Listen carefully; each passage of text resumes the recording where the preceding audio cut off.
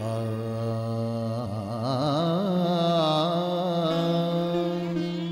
ఆ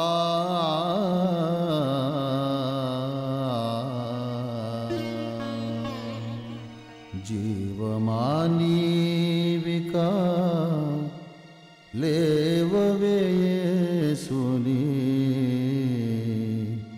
సేవను జేయగా లేవే జీవమునుందగా లేవే.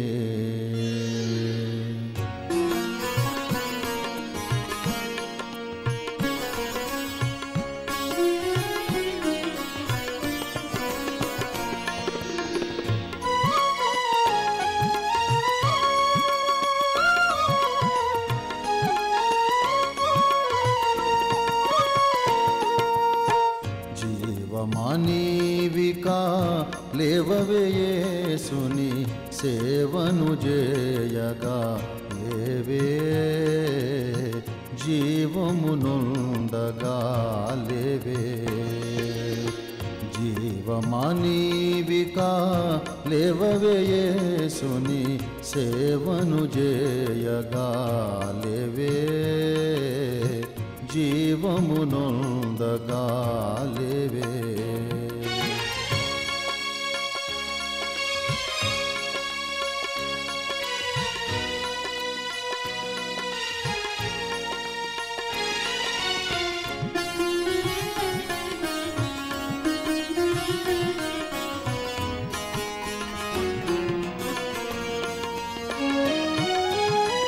పాత బ్రతుకును పెరుకుము నీలో, పాత బ్రతుకును పెరుకుము నీలో, నూతన జన్మనుందవే జీవా, నీతిలో నివసింపవే జీవా. జీవమానీవికా లేవవే యేసుని సేవను జేయగా లేవే జీవమునుందగా లేవే.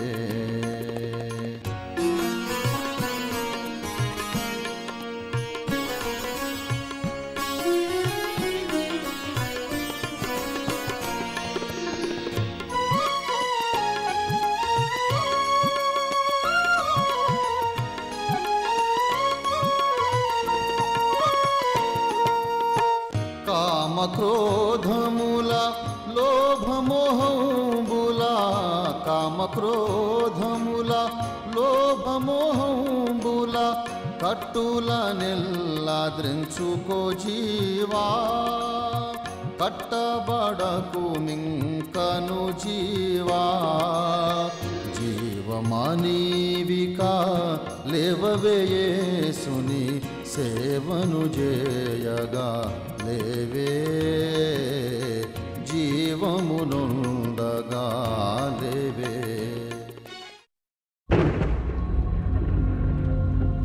పిల్లలు కానీ పెద్దోళ్ళు కానీ చాలా చండాలంగా ఉండేటువంటి వాళ్ళం.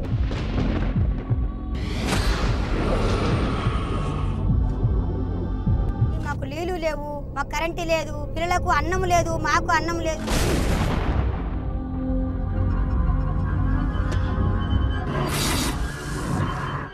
పట్టించుకుంటే ఎవరు లేరు, గుంతలు నీళ్ళు తాగుతున్నాం రోగాలతోటి అవిటితో.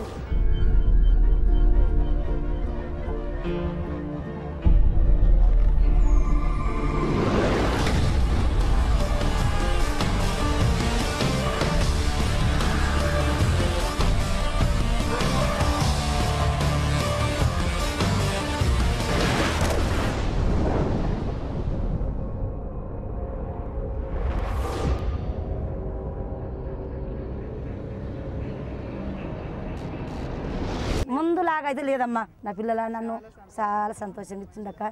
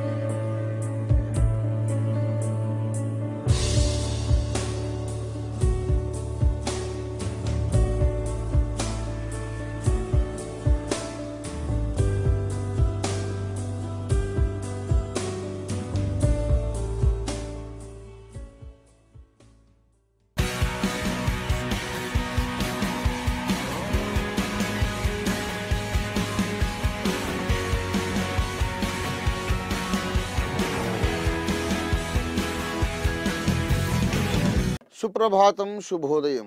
నా ప్రియ మిత్రులారా, మరోసారి ఈ ప్రాతకాలమున మీతో దేవుని సత్యాన్ని, దేవుని సందేశాన్ని పంచుకోవడానికి ఆ మహాదేవుడు నాకు ప్రసాదించిన మహదవకాశము కొరకు ఆ దేవునికి కృతజ్ఞతలు, స్తుతులు చెల్లిస్తూ మీకందరికీ దైవాశీస్సులు పలుకుతూ ధర్మోపదేశానికి ఉపక్రమిస్తున్నాను. రండి, చిత్తగించండి. నేటి మన ధ్యానము కొరకు మార్కు సువార్త, పరిశుద్ధ బైబిల్ గ్రంథములోని 2వ విభాగమైనటువంటి కృత నిబంధన విభాగము మార్కు సువార్త 5వ అధ్యాయము 15వ వచనాన్ని చదువుతున్నాను. దయచేసి చిత్తగించండి, శ్రద్ధగా ఆలకించండి. జనులు జరిగినది చూడవెళ్ళి యేసునొద్దకు వచ్చి, సేన అను దయ్యములు పట్టినవాడు బట్టలు ధరించుకొని స్వస్థచిత్తుడై కూర్చుండి ఉండుట చూచి భయపడిరి. నాకత్యంత ప్రియ మిత్రులారా, సన్నిహితులారా, సహవిద్యార్థులారా, సత్యప్రేమికులారా, చదవబడినటువంటి లేఖన భాగములో మార్కు సువార్త 5వ అధ్యాయంలో చెప్పబడినటువంటి వైనము, వివరము, సంఘటన ఏమిటంటే, గెరాసేనుల దేశము అనే ఒక దేశం ఉంది ఆ రోజుల్లో. ఆ గెరాసేనుల దేశము గలిలయ సముద్రానికి ఒక దరిని ఉంది. ఆ దరిని యేసు దోణి దిగగానే అపవిత్రాత్మ పట్టిన వాడొకడు సమాధులలో నుండి వచ్చి యేసుకు ఎదురుపడ్డాడు. అపవిత్రాత్మ అని ఇక్కడ ప్రారంభములో ఏకవచనం ఉపయోగించబడింది, కానీ వాస్తవానికి వాని లోపల కొన్ని వేల దయ్యాలు ఉన్నట్లుగా తరువాత విషయం బయటకు వచ్చింది. వాడు ఎల్లప్పుడూ సమాధుల్లోనే ఉంటాడు, కొండల్లో కేకలు వేస్తూ తిరుగుతుంటాడు, పదునైన రాళ్ళు, ఆయుధాలు, పనిముట్లు తీసుకొని తన్ను తానే గాయపరుచుకుంటూ తన ఒంటికి తానే గాయాలు చేసుకుంటూ ఉంటాడు, సమాధుల్లోనే ఉంటాడు. వాడిని ఎవరు బంధించినా ఇనుప గొలుసులు వేసి కట్టినా వాడు ఆగడు, గొలుసులు తెంచుకొని వెళ్ళిపోతాడు.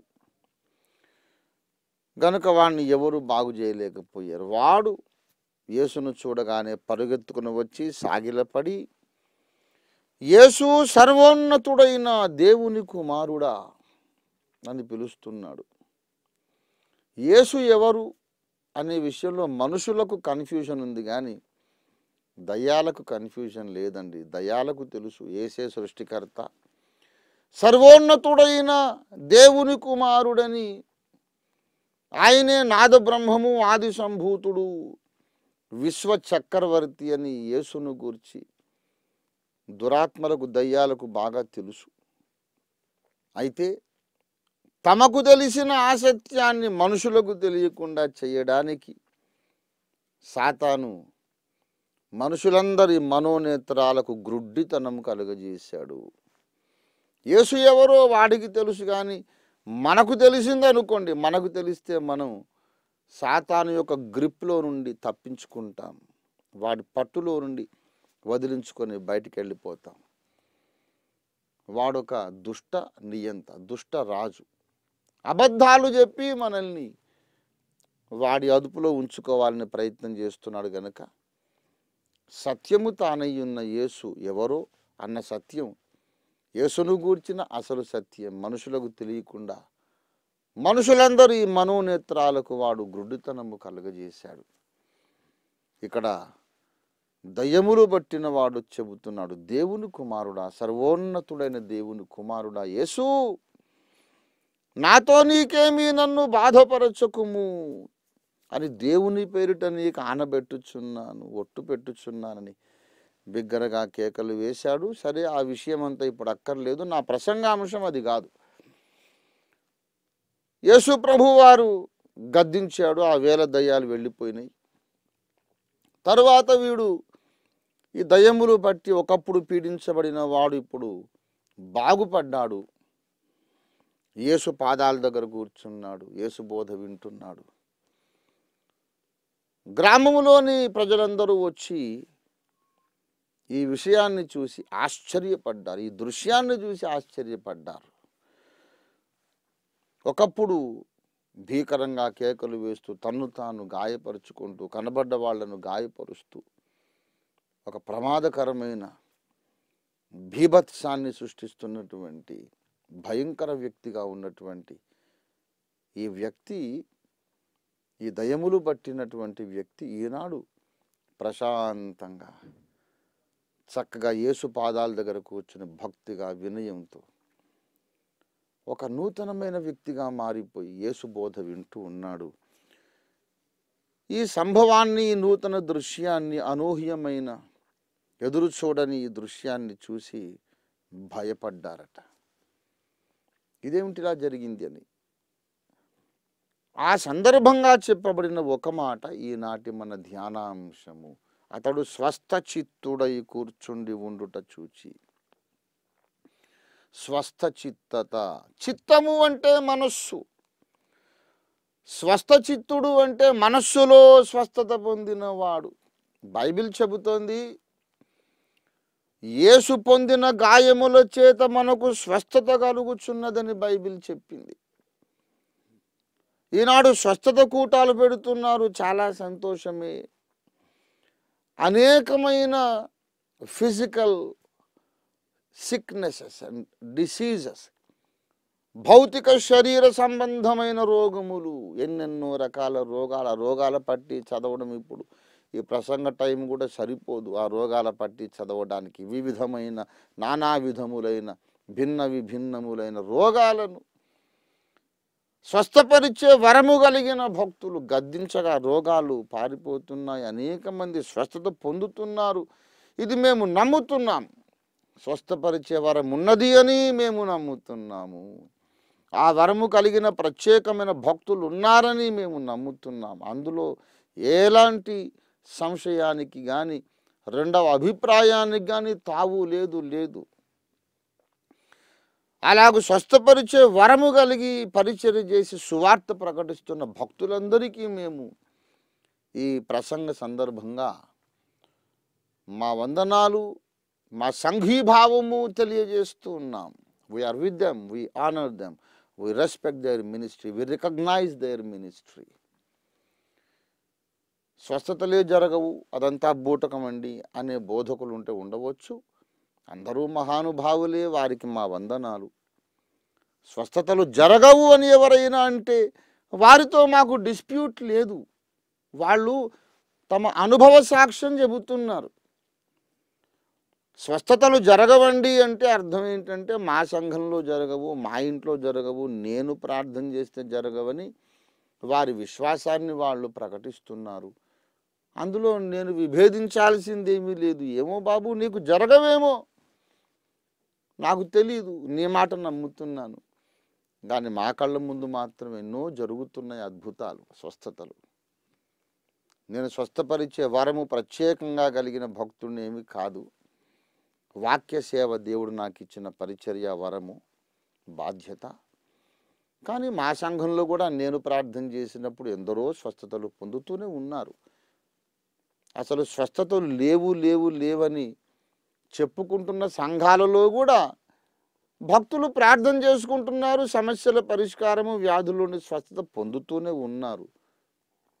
వారు గుడ్డివారైపోయారు కనుక వారికి కనిపించడం లేదు. దేవుని శక్తి అంతటా పనిచేస్తూనే ఉంది.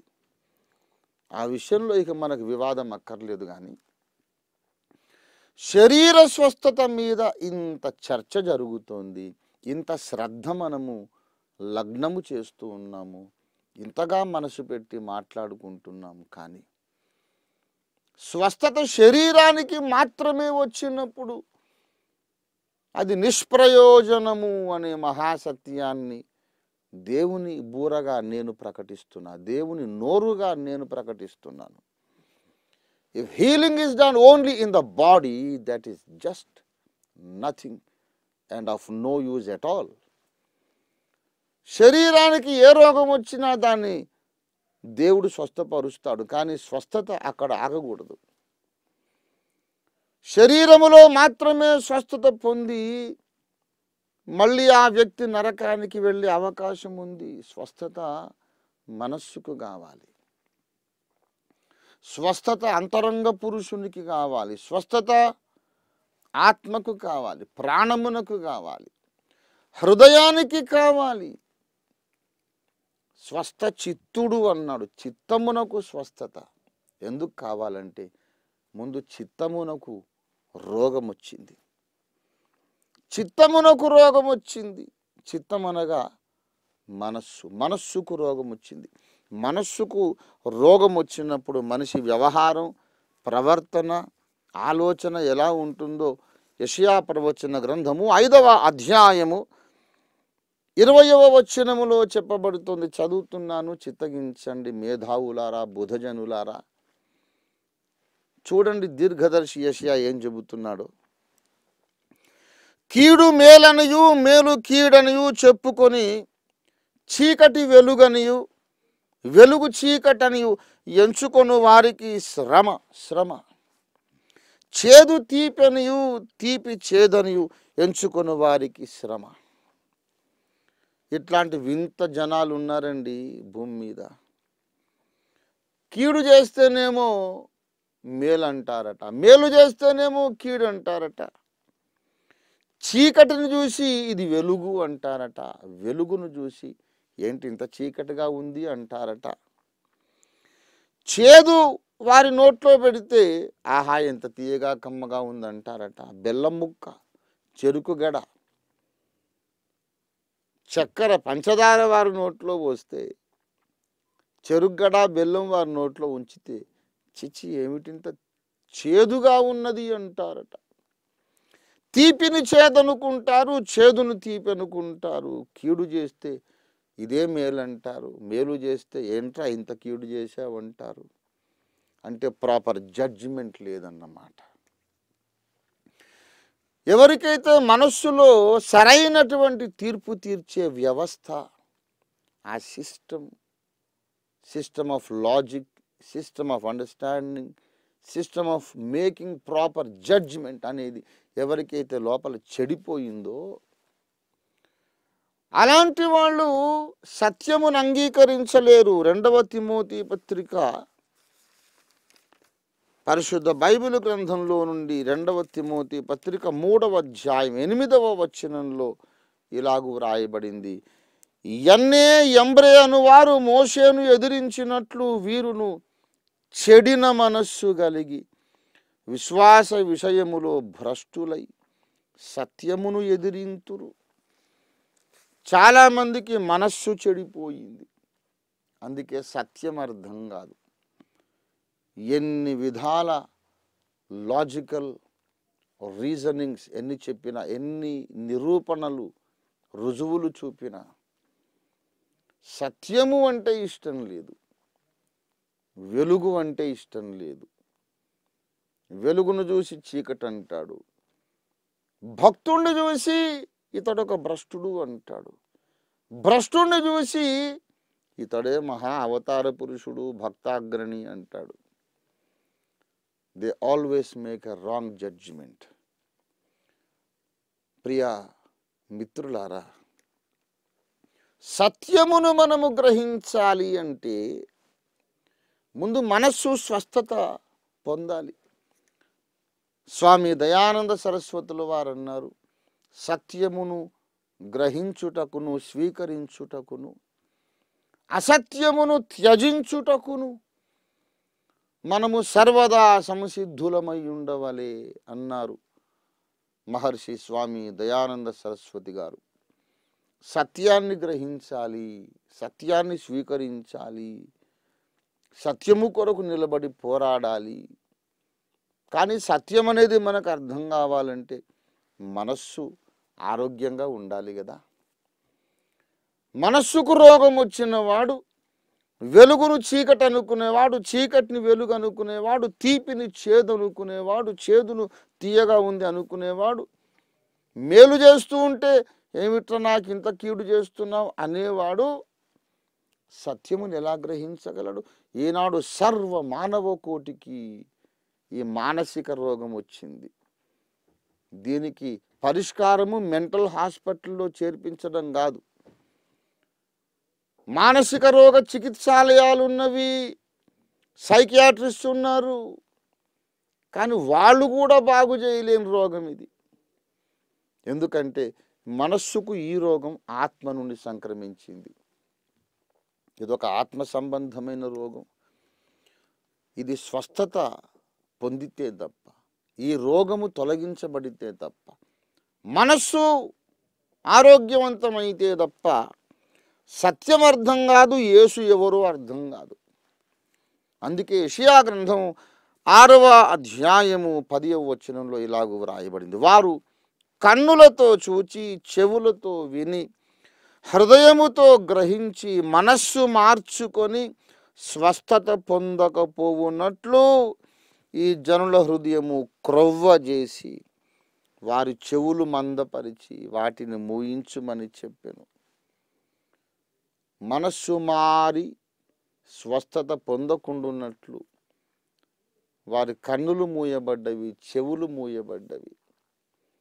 ఎప్పుడైతే మనస్సును మనము ఆరోగ్యవంతమైనదిగా, న్యాయముగా ఆలోచించగలిగేదిగా చేసుకుంటామో అప్పుడు ప్రశాంతంగా సత్యాన్ని వినగలుగుతాం, అర్థము చేసుకుంటాం, స్వీకరించగలుగుతాం, రక్షణ పొందుతాము, నరకాగ్నిని తప్పించుకుంటాం.